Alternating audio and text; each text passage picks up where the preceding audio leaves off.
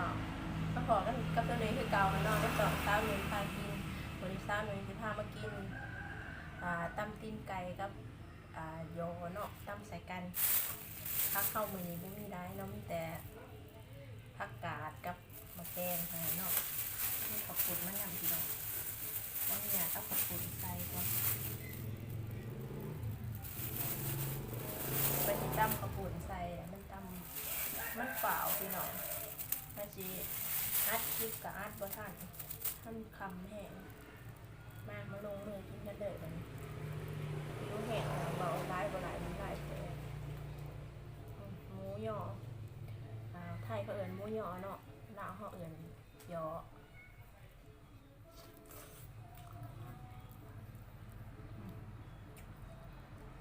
กับปืนนุ่มๆ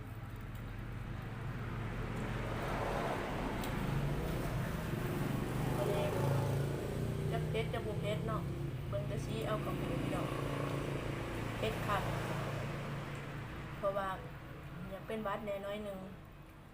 ก็อยากเห็นให้มันสวง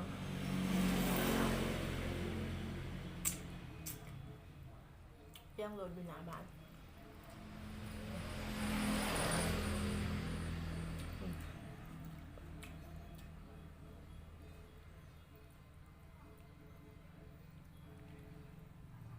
เอามากใส่ด้วยเนาะพี่น้องเนาะ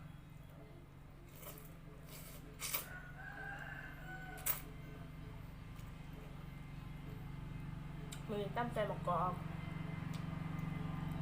วันนี้บนแม่มะกอกมือได้พี่น้องกอกปลา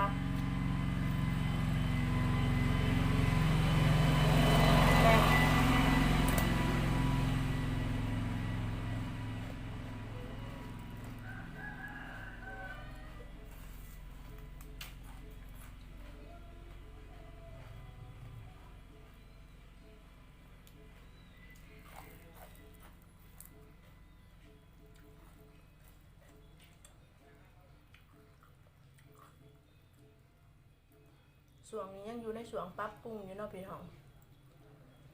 เอาบ่ท่านมีเครื่องครบบ่สันทาผิดพลาดประการใดก็ขอโทษขออภัยหลายๆเด้อพี่น้องเลย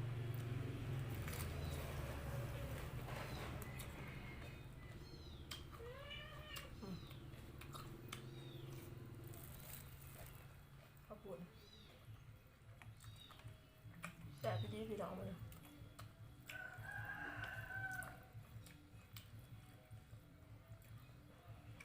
เสียงมันก็อาจจะค่อยๆเนาะเพราะว่าเขาบ่ได้ใช้ไม้ซื้อไม้มากกับเป็นไม้ตายพี่น้องเว้ยเนี่ยอันนั้นเย็บด่าไปเย็บ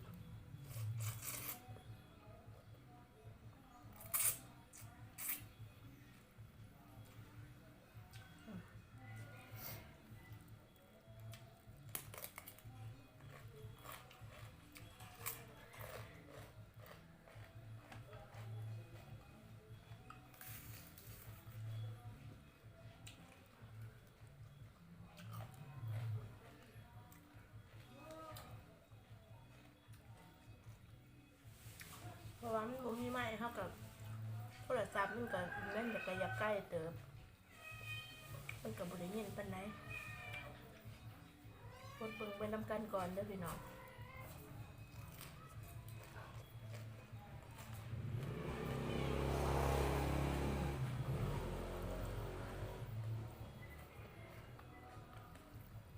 แซ่บมาก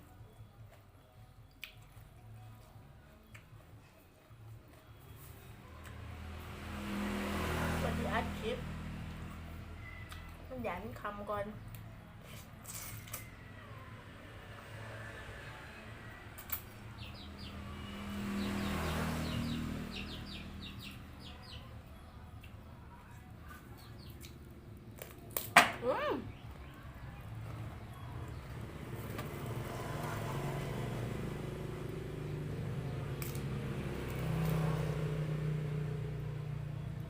มันเหมือน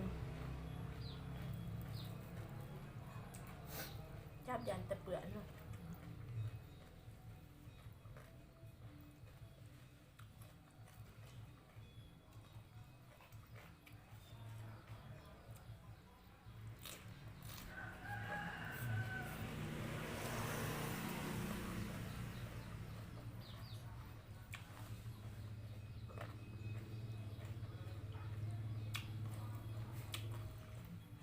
ใส่กับเสียงโทรศัพท์โหลดนะมันกระดังมันบ่อย่างแห้งบันไดปัญหาเขามีไหมค่ะมันก็จะดังแห้งกว่านี้ด้วยกดใจรอถ่ายเอาไปน้อง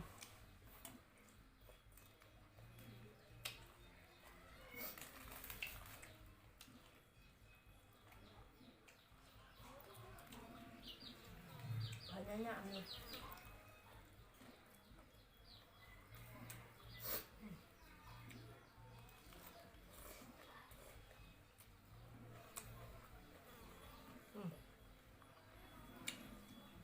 ตื่นไก่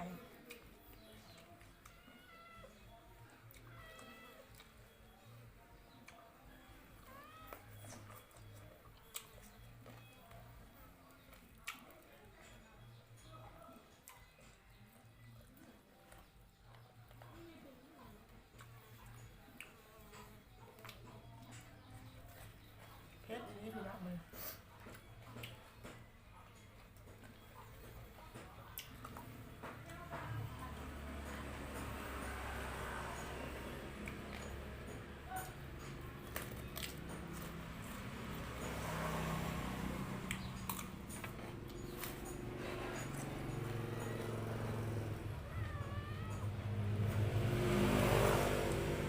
ตื่นไก่ออกว่า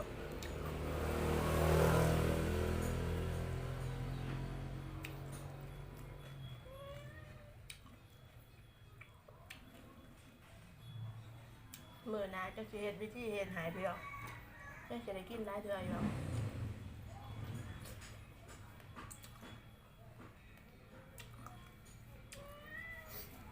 คือหาเมนูนั่นแหละ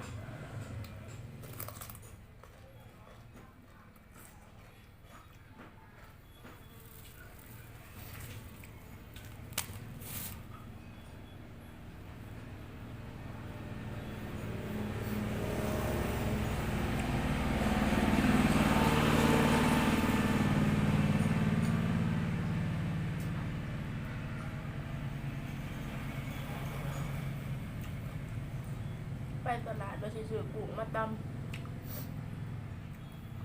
เขาบริค้ายเชิงพี่น้อง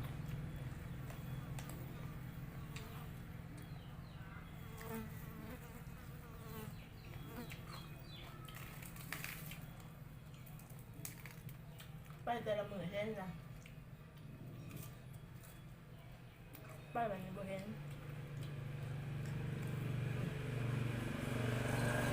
มีไปกว่า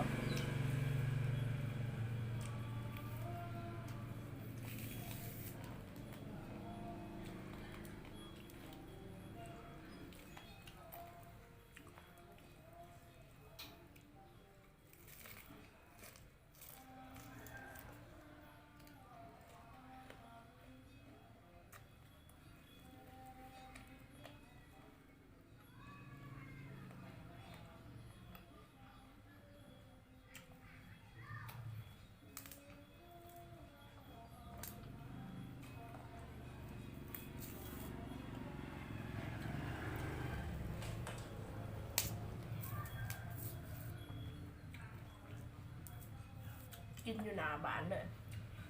กินหน้าไปบ้านทั้งหน้าบ้านเลย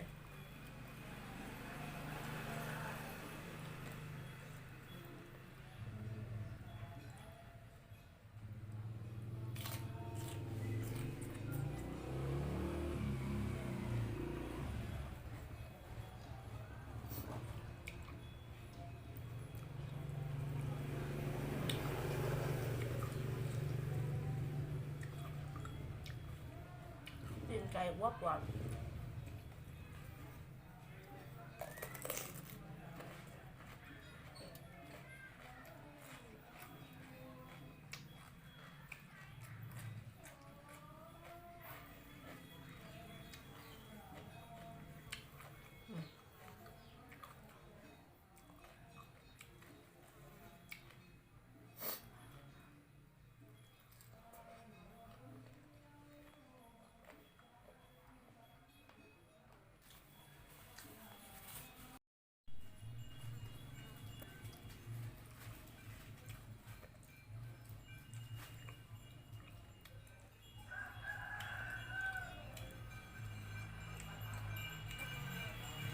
ตำจะทักตำสาย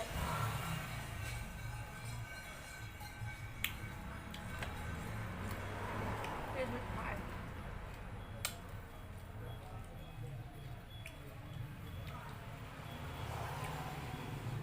เผ็ดกวนออกหูเลย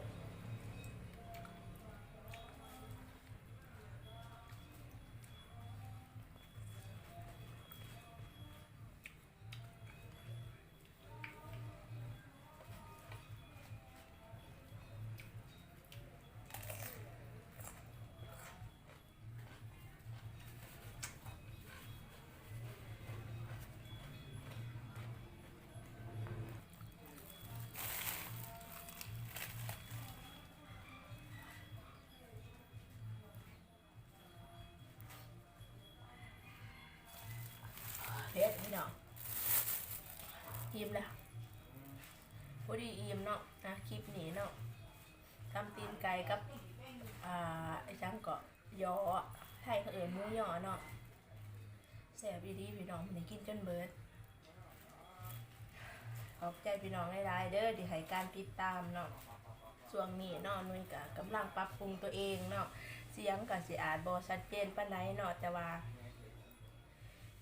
ยังสิปรับปรุงเติมอีกเนาะเพราะว่าหน่วยสื่อใหม่มาแต่ว่าในใหม่มันก็ดันมาตายเนาะใส่เสียงกับบ่ได้ยังสิได้ไปหาหล่อสื่อใหม่อีกขอบใจหลายๆเด้อพี่น้องไปก่อนเด้อบ๊ายบายมื้ออื่นจักสิกินหยังถ้าติดตามเบิ่ง